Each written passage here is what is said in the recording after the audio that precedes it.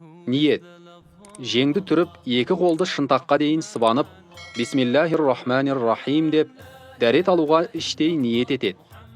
Қолды жуу.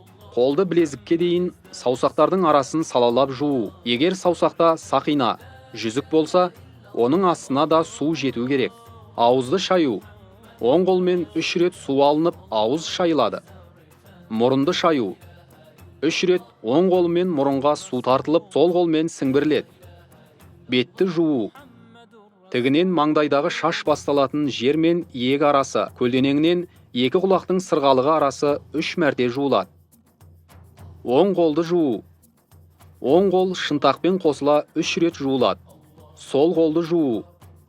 Сол қол шынтақпен қосыла 3 рет жуылады. Басқа мәсіх тарту. Шынашақпен бірге 3 саусақ ұшпа-ұш келтіріліп, маңдайынан желкеге дейін осы 3 саусақтың ішімен қаптама мәсіх жасалады. Құлаққа мәсіх тарту.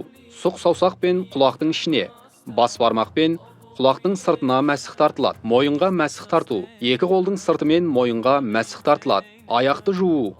Оң аяқтан бастап, саусақтарының арасын тобықтарымен бірге 3 мәрте жуады.